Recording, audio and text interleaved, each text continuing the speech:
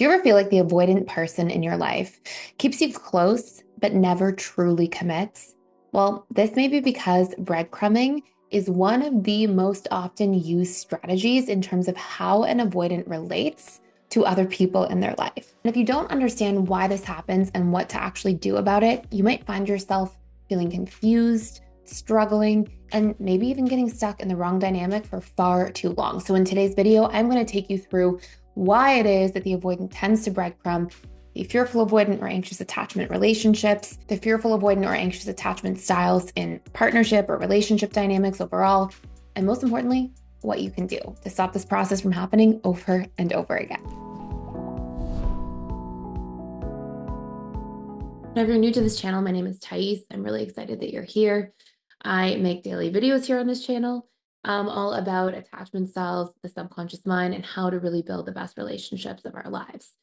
So, breadcrumbing, what is it? And we're specifically going to talk about the fearful avoidant, who is basically one of four major attachment styles that tends to show up as an adult as very hot and cold in their behaviors because they usually come from chaos in their background, which causes them to be wanting this connection and vulnerability with others, but then also fearing it at the same time because they have polarizing experiences in their childhood with what connection is like. And fearful avoidants are one of the attachment styles who are most likely to breadcrumb in relationships.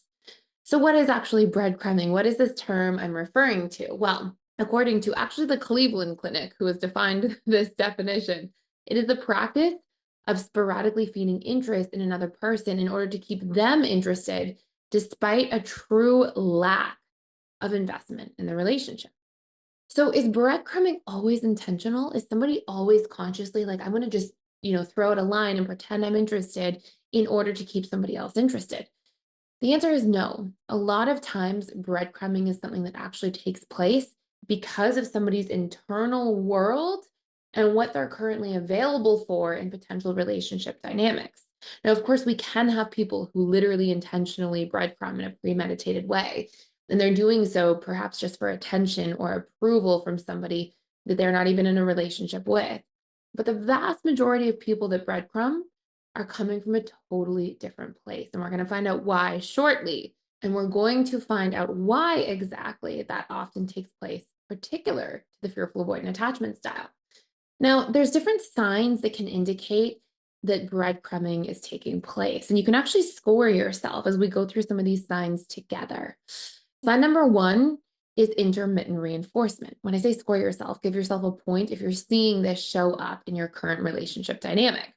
And intermittent reinforcement means that there's this big inconsistency. Things happen, out of the blue, then you won't hear from somebody for a long time, and then they'll happen again. And particularly, you'll tend to see when it comes to intermittent reinforcement that somebody really shows up to meet needs, but then really goes offline and sort of goes underwater or seems to disappear for a period of time. Number two is that the person may show interest as you actually start to pull away. That's a really big indicator of breadcrumbing specifically. Number three, this person will likely initiate connection in small ways without actually following through a lot of the time to spend time together or to really make an investment. Number four, if you show too much interest, they will pull away. Okay. If you show a little bit of interest, it might be all right. But if you show too much interest, you might actually find the other person pull away big time. Number five, they will tend to communicate at times where they can with little investment. So what I mean by this is they'll communicate at like 11 p.m., send you a text, hey, what are you up to? Chances are at 11 p.m., that person's either looking for one specific thing or they're comfortable talking at 11 p.m. because they know that they don't have to actually show up and make an effort. You're probably not going to make plans together. Another example of this could be they communicated at the very last minute about the potential for making plans. And it's like they're trying to invest the littlest amount possible without actually really following through and showing up. And our next one is there tends to be a lot of inconsistency in the communication. This is not something where they're showing small amounts of interest every day. It tends to be very sporadic and even quite sparse. And last but not least, it tends to be shallow communication. Okay. And I think it's really important to recognize this because Shallow communication again indicates a lack of vulnerability, a lack of depth, a lack of really trying to invest in a relationship. Now, how does this apply in particular to a fearful avoidant attachment style? Why might they breadcrumb? Well, the first reason is that they actually may not be that invested. And I think that's important to pay attention to. They may actually not be ready to make an investment, ready to make a commitment, ready to be vulnerable. It can be all these different reasons, or they may not be that interested in the relationship. So, we are going to talk about in a few moments what you can do to really find out for sure if somebody's intending to breadcrumb and what you can do to stop it from happening. But those are all some really common reasons.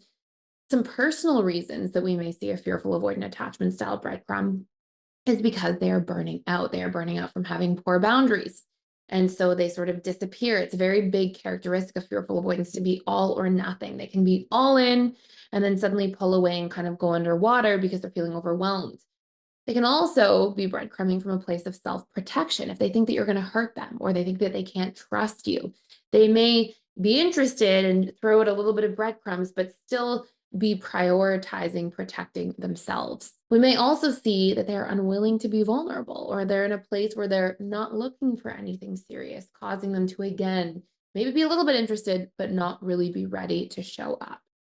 So what do you actually do if this is happening to you? How do you get out of this breadcrumb cycle? Well, the first thing we want to do is we want to set a deadline. Okay. I can't stress enough how important it is to not get caught in a cycle of allowing yourself to be breadcrumbed for long periods of time. Back when I was running my client practice for years, I would often see that people would be in these situations where they're letting people breadcrumb. They come in for a first session, for example, with me, and they'd be in a position where they were clearly getting breadcrumbs for 3 years and they hadn't done anything about it, right? So we have to set a deadline so we don't end up staying in this gray area that prevents us from truly healing and moving on from the breadcrumber if they're not able to give us what we need. Okay. Now, what we set a deadline, and what that means is you're going to set a deadline for how long you're going to allow this to take place before making a final decision to move on. And that could be 2 weeks, it could be 2 months, but you get to make that decision. Number two, and this is going to scare you, but it's really important to be able to do this. It's a form of not self-abandoning and in fact, actually advocating for yourself.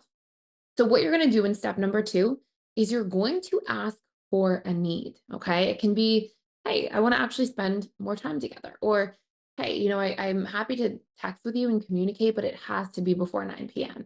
Or, something that's very clear and specific where there's no room for miscommunication, but you're also asking for the person to up the investment. Okay. I don't mean that you're going to sit down with somebody who's been breadcrumbing you for 6 months and say, we need to be in an actual relationship if you haven't even seen them in 2 months.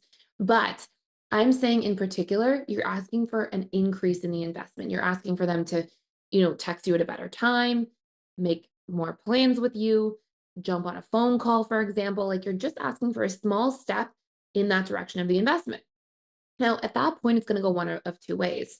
One way is the person retracts and doesn't show up. And this is a big strike against them when it comes to setting the deadline. Like you have to know, as uncomfortable as it can be, because sometimes we want to hang on to this fantasy that the breadcrumber will turn around and eventually invest in a relationship. But I want us to get out of the cycle of, oh, I'm just going to hang on to the fantasy. And in doing so, abandon that I'm a person with needs in a relationship. So instead, I want you to really take a look. And when you ask for that investment, yes, it's vulnerable, it can be scary, but you're getting out of the fantasy, you're getting into reality. You're a human being with needs that deserves for those needs to be met if you're going to consider investing in a relationship yourself. And so we need to be seeing that somebody's willing to give that investment back.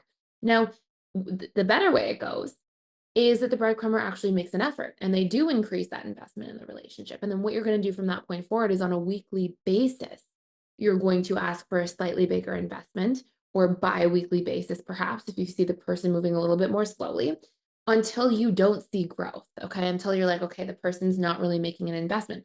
Your best case scenario is they invest all the way to the finish line of actually making a commitment in a relationship and the relationship really builds momentum. This will happen more often than you think.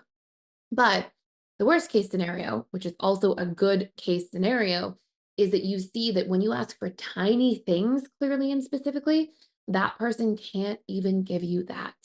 And clearly, they're not the right person to be in a relationship with, which in that particular case brings me to the last step, which is I want you to ask yourself, what are the costs of staying with somebody on a daily basis or regular basis who's only available to give me crumbs?